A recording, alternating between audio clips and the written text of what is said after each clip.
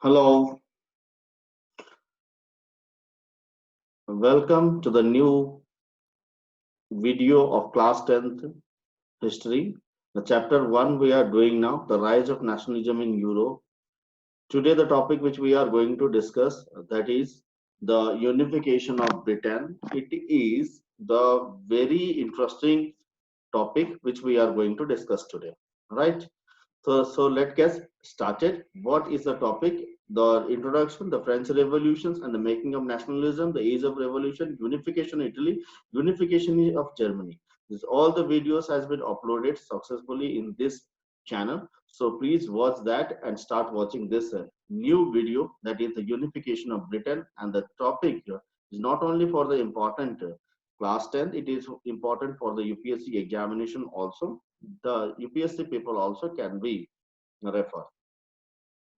Then today you can see that Britain, this is what this zoomed image here you can see this area, the little bit greenery, this all the areas where belongs to what, this complete area is what belongs to United Kingdom. This total area is known as what, United Kingdom, and whole island is known as what, British Isles. British Isles, why we said, because it is the consist of many islands.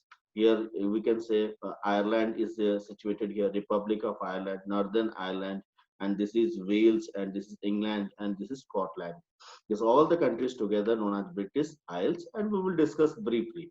Here you can say this is the country in the small in the Europe, and this is the zoom I have shown here. Right. We will discuss first the structure of the Britain first, and then we will discuss how it has been what united.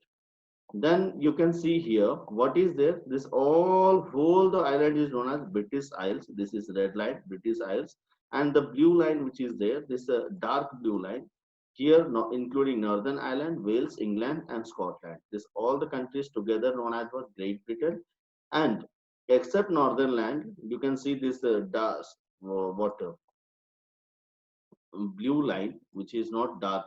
This blue line is covered except Northern Ireland. We if we this three countries are there, Scotland, Wales, and England. This is forming Great Britain, right?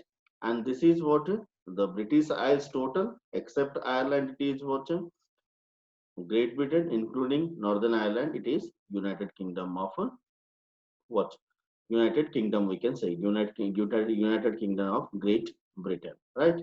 Here in the map, you can say this is the map of what, Britain, sorry, England, and this is Scotland. England and Scotland both forms what, Great Britain. Great Britain plus Northern Ireland forms what, United Kingdom of Great Britain. In the map also you can understand very well that how it has formed. This structure you have to remember first. Otherwise you will face problem. If you have any problem, then just pause the video and just go backward and see it. Right? So let's understand in a table that how it has evolved. Once you can see this Britain before 1284. Britain was completely segregated into a small piece of islands like Wales, England, and Scotland and Ireland. This table will give you clear idea that when and which act was passed, through which act these countries comes together and they formed United Kingdom of Britain. In 1284, status of the Rhuddlan, Wales and England comes together. Territories were included, as I told, shown you in the map in same way. Then what happened? Principality of Wales had annexed to the crown of England. It was comes in the crown. England जो king थे, वो king ने क्या किया? यहाँ का राजा बना. Kingdom of Scotland and Ireland अभी दोनों बचे हुए, जो include नहीं हुआ. इसके बाद लॉस इन वेल्स एक्ट 1535 1542 जो एक एक्ट पास हुआ, उसमें क्या हुआ? कंप्लीटली फुल्ली वेल्स को क्या किया गया? यूनाइटेड किंगडम में इनकॉर्पोरेट कर दिया गया, एनेक्स कर दिया गया, और यहाँ पे वेल्स और इंग्लैंड दोनों 1536 में मिल जाते हैं, दोनों एक कंट्री बन जाते हैं. समझ गए? उस समय यहाँ पे मोनार्क बोलता है, कॉन्स्टिट्यूशनल मोनार्की हम जो बोलते हैं वो.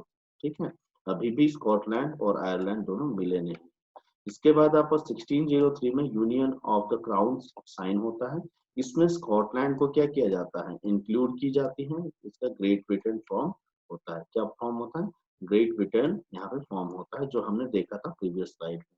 यहाँ का जो राजा है, यहाँ पे आपको डिटेल दिया गया है, आप पढ़ सकते हो। उस समय फ्रांस का भी वो बने थे, जेम्स सिक्स, मतलब ये उस समय फ्रांस को डायरेक्टली रूल नहीं कर रहे थे, मगर बाकी जगह में वो अपना रूल कर रहे थे। और किंगडम ऑफ आयरलैंड अभी भी यहाँ मिला नहीं है, ठीक है।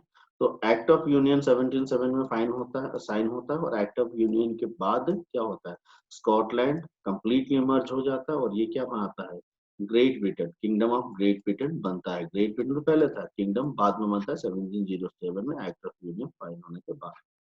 इसके बाद क्या होता है, जो मोनार्क कंट्री था स्कॉटलैंड का, वो क्या होता है, ब्रिटिश क्राउन में आ जाता है, और यहाँ ब्रिटिश का जो राजा है वो यहाँ का राजा बन जाता है। और किंगडम ऑफ आयरलैंड अभी भी यहाँ पे इंक्लूड नहीं हुआ है, बात समझ रहे हो। इसके बाद एक्ट ऑफ यूनियन 1801 में एक साइन होता है, जिसमें वेल्स, इंग्लैंड और स्कॉटलैंड चारों एक जगह में आ जाते हैं, और ये फॉर्म करता है कि United kingdom of great Britain and Ireland. क्या फॉर्म करता है, 1801 में एक्ट ऑफ यूनियन पास होता है, और जिसमें से ये पता चलता है कि it becomes a United kingdom of great Britain of Ireland. Parliament approve कर लेता है, और आयरलैंड, नॉर्दर्न आयरलैंड है, कंप्लीट आयरलैंड है, नॉर्दर्न आयरलैंड। अभी आयरलैंड में क्या हुआ था, क्यों नॉर्दर्न आयरलैंड और साउदर्न आयरलैंड बना, वो हम डिस्कस करेंगे अभी आगे। मगर नॉर्दर्न आयरलैंड यहाँ पे 1800 के जो एक्ट ऑफ यूनियन पास हुआ, उसमें नॉर्दर्न आयरलैंड भी यूनाइटेड किंगडम में मिल जाता है, और यहाँ क्या बनता है, United kingdom of great Britain and Ireland. इसके बाद एंग्लो इरिश ट्रीटी होता है, वहाँ पे ऑफिशियली जो हमारा जो साउदर्न आयरलैंड है उसको रिपब्लिक घोषित कर दिया जाता है, वो रिपब्लिक बन जाता है, और बाकी जो नॉर्दर्न आयरलैंड है वो इसमें कंप्लीट है। ओके, एक उनका क्या हो जाता है, कंट्री बन जाता है, और जो साउदर्न जो आयरलैंड है उसको कंप्लीट इरिस फ्री, मतलब जो आयरलैंड के लोग थे उनको इरिस बोला जाता है, इरिस सिटीजन्स बोलते हैं। जैसे इंडिया को इंडियन बोलते हैं, इंग्लैंड के लोगों को ब्रिटिश बोलते हैं, स्कॉटलैंड के लोगों को स्कॉटिश बोलते हैं, वैसे यहाँ पे आयरलैंड के लोगों को इरिस बोलते हैं, ठीक है। ऐसे ये टेबल आपको हेल्प करेगा कि कब कैसे आया था। दूसरा आपका क्या आता है, हम अपनी स्टोरी थोड़ा देखते हैं। जो ब्रिटेन था, ये ब्रिटेन पहले से कभी भी क्या एक यूनाइटेड कंट्री नहीं बना हुआ था, ये डिफरेंट डिफरेंट कंट्री थे। यहाँ पे गलत थोड़ा है, 18th सेंचुरी हमने 1200 में देखा था, तब वो अलग हुआ करते थे, उस समय ये अलग अलग। इसके बाद क्या होता है, ब्रिटिश जैसे हम भारत में देखे हैं, ब्रिटिश का दबदबा था, उस समय इंडस्ट्रियल डेवलपमेंट होता है 16th सेंचुरी में, और ब्रिटिश धीरे धीरे क्या होता है, बहुत डेवलप्ड कंट्री बन जाता है, अपने आप को इंडस्ट्रियलाइज करता है, इकोनॉमिकली पावरफुल बनता है, अपना आर्मी भी बढ़ाता है, और वो चाहता है कि अपना टेरिटरी को एक्सपेंशन किया जाए। उस समय ऐसा बात था कि किसी भी कंट्री को पावरफुल बनना है तो अपना टेरिटोरियल एक्सपेंशन करे। तो इंग्लैंड भी उस समय क्या किया, अपना टेरिटोरियल एक्सपेंशन शुरू कर दिया, और टेरिटोरियल एक्सपेंशन ने उसने क्या किया, पहले वेल्स को लाया, फिर स्कॉटिश को लाया, देन क्या लाया, नॉर्दर्न आयरलैंड को लाया। उसके बाद वो कंप्लीट अपना एक बनाता है, और ये सब Ireland complete, Scotland, Wales, England, ये सबको मिला क्या बोला जाता है, ब्रिटिश आइल्स बोला जाता है। और जो जो स्टोरी हमने उसमें पढ़ा था वो सेम है। अभी हम स्कॉटलैंड का थोड़ा स्टोरी को देख लेते हैं। स्कॉटलैंड में क्या हुआ था, कैथोलिक्स एंड प्रोटेस्टेंट दो लोग, वहां पे एक दिक्कत आती थी। अभी यहाँ Catholics from the Scotland suffered repressions, जो कैथोलिक थे वहां पे सफर्ड किए, रिप्रेशंस थी, और उनको कौन दबा के रखते थे, वो वाले जो प्रोटेस्टेंट थे। तो इन दैट केस क्या हुआ, स्कॉटिश जो कैथोलिक्स को कौन हेल्प किया, ब्रिटिश ने हेल्प किया, और अपने धीरे धीरे वहां पे इंटरफियर किया, और स्कॉटिश को, स्कॉट जो कैथोलिक्स थे उनको मना के उन्होंने क्या कर दिया, स्कॉटलैंड को ही कंप्लीट मर्ज कर लिया। वैसे आयरलैंड में भी ऐसा ही प्रॉब्लम था, क्या वही कैथोलिक्स को और प्रोटेस्टेंट का प्रॉब्लम था। और जो हमारा जो आयरलैंड था, English help the Protestant of establish power over the Catholic region, जो कैथोलिक था, जो नॉर्दर्न आयरलैंड था वो कंप्लीट कैथोलिक को डिपेंड करता था। कैथोलिक्स क्या होते थे वहां पे, जो मेजोरिटी था प्रोटेस्टेंट का मेजोरिटी था, कैथोलिक्स वाले माइनॉरिटी थे, और कैथोलिक्स वाले क्या होते थे, प्रोटेस्टेंट के द्वारा सप्रेस किए जाते थे, मतलब एक्सप्लॉइट किए जा रहे थे, बहुत सारे प्रॉब्लम थी। वैसे इसीलिए यहाँ पे इंग्लैंड ने भी इंटरफियर किया, और कैथोलिक्स का जो नॉर्दर्न आयरलैंड था उसको सेपरेट किया, और उसको इन्होंने बना लिया अपना क्या, अपने कंट्री में इमर्ज बना, ऐड कर दिया। और 1801 में इनने क्या बना दिया, एक सेपरेट कंट्री बना लिया। सेपरेट कंट्री मतलब साउदर्न को अलग कर दिया, और उसको वो बन गया अपना रिपब्लिक ऑफ आयरलैंड। उसके बाद नॉर्दर्न को इसमें मर्ज कर दिया गया। उनका जो एक इम्पोर्टेंट रूलर था, जो यूनाइटेड इंग्लिशमैन लाइक जो फाइट कर रहा था, वो था Wolfe Tone, right. Ireland was forcibly incorporated into UK in 1801। जो नॉर्दर्न आयरलैंड है उसको ऐड कर दिया गया था। उसके बाद जो बचा कुचा एरिया था वो अपने आप को रिपब्लिक घोषित करके वो रिपब्लिक बन जाता है। यहाँ पे सिंबल वाली बात आता है। मैं जो आपको फ्लैग दिखा रहा था आप उस पे देखिएगा, ग्रेट ब्रिटेन का अलग फ्लैग है, स्कॉटलैंड का अलग फ्लैग है। ये ऐसे यूनाइट बरकरार रखते हैं, अपना अपना फ्लैग है। जैसे हमारे भारत में फ्लैग तो नहीं है, मगर हर बहुत सारे रीजन्स है हमारे भारत में, स्टेट्स अपने अपने लैंग्वेज बोल सकते हैं।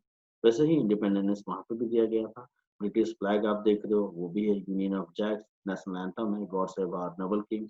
English language were actively promoted in that. इसके साथ आपका यूनिफिकेशन ऑफ ब्रिटेन खत्म होता है। आप इसको, ये नोट्स को रेफर कर सकते हैं अपने प्रिपरेशन के लिए। और आपको समझ में नहीं आया होगा तो आप मुझे कमेंट करके इसमें बता सकते हैं। ठीक है, thank you very much. Stay blessed, stay blessed and stay healthy.